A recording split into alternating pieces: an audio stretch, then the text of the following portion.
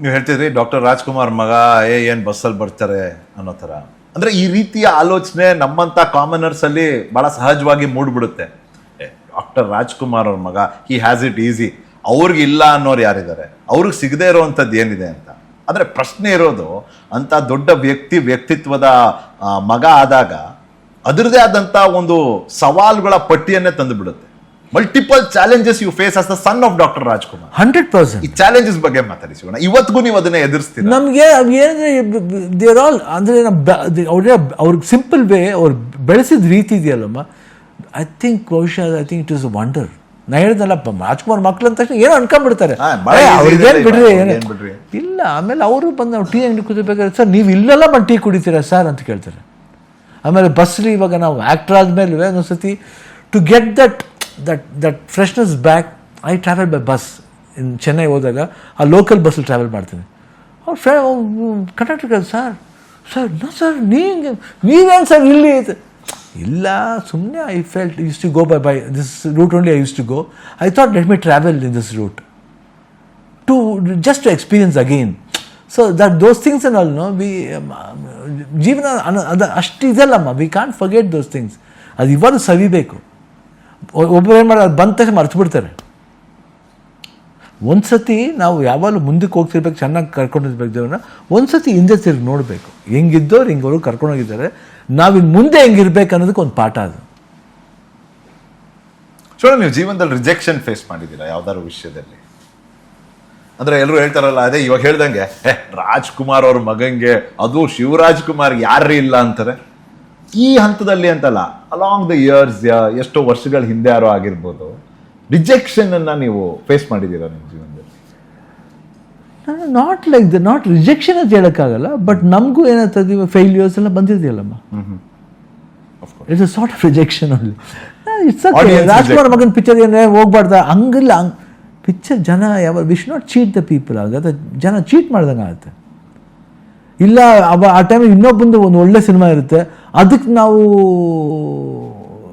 ಏನು ನ್ಯಾಯ ಕೊಡದೇ ಇರೋ ಥರ ಆಗುತ್ತೆ. No, a picture which has to be run should be run. For me with the film is not suppose to run, should not run. ಅವ ನಾನು ಏಳು ಬೀಳೆಲ್ಲ ಗೊತ್ತಾಗುತ್ತೆ.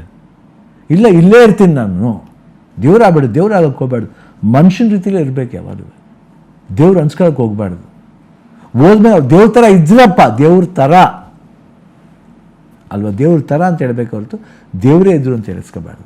ಡಾಕ್ಟರ್ ರಾಜ್ಕುಮಾರ್ ದೇವ್ರ ಥರ ಇದ್ರು, ಅದಕ್ಕೇನೆ ಅವ್ರು ಇದ್ದಂಥ ಮನೆನ ದೊಡ್ಡ ಮನೆ ಅಂತ ಕರಿತೀವಿ ನಾವೆಲ್ಲರೂ. ಇಡೀ ರಾಜ್ಯನೇ ನಿಮ್ಮ ಮನೆನ ಕರೆಯೋದೇ ದೊಡ್ಡ ಮನೆ ಅಂತ. ಅದೆಲ್ಲ ಒಂದು ಪುಣ್ಯ, ಅದು ನಾವು ಕೇಳ್ಕೊಂಡು ಸುಖ ಪಡಬೇಕು. ನಾ ದೊಡ್ಡವನು ಅಂತ ಅನ್ಕೊಳಕ್ ಹೋಗ್ಬಾರ್ದು. ಅಪ್ಪಾಜಿ ನಂಗೆ ಅನ್ಕೊಳ್ಳಿಲ್ಲ, ಅದಕ್ಕೆ ಅದೇ ಅವ್ರ ದೊಡ್ಡತನ. ಅಂದ್ರೆ ನಮ್ಮಂತ ಅಭಿಮಾನಿಗಳದೇನಿದೆ ಅಂದ್ರೆ, ದೊಡ್ಡ ಮನೆ ಅಂದ್ರೆ ಮನೆ ಸೈಜ್ ಅಲ್ಲ, ಮನೆ ಪ್ಲಾಟ್ ಸೈಜ್ ಅಲ್ಲ, ಎಷ್ಟು ಬೆಡ್ರೂಮ್ ಇದೆ ಅಂತಲ್ಲ, ಇದು ದೊಡ್ಡ ಮನಸ್ಸಿನ ಪ್ರತೀಕ ಅಂತ. ಪ್ಲೀಸ್ ಶಿವಣ್ಣ ಮಾತಾಡಿ ಇದ್ರ ಬಗ್ಗೆ. I think we are blessed to have that. I am saying ದೊಡ್ಡ ಮನೆ ಅಂತಪ್ಪ, ಅಷ್ಟೊಂದು ಪ್ರೀತಿ ಅಂದರೆ ಅವ್ರು ಎಷ್ಟು ಮಟ್ಟಿಗೆ ಆ ದೊಡ್ಡತನ ಅವ್ರು ಮೆಚ್ಚಿರಬೇಕು. ಅದು ಅವರಿಂದ ಬಂದಿದ್ದದು. That is the place where he bought. That's why I call him a banyan tree. ನೋಡಿ, ಅದು ಎಷ್ಟು ಬ್ರಾಂಚಸ್ ಇದೆ, ಅಷ್ಟಕ್ಕೂ ಆ ನೆರಳು. ಇವಾಗ ಇಂಡಸ್ಟ್ರಿಗೆ ಒಂದು ಬ್ರಾಂಚ್ ಥರ ಇದ್ರು.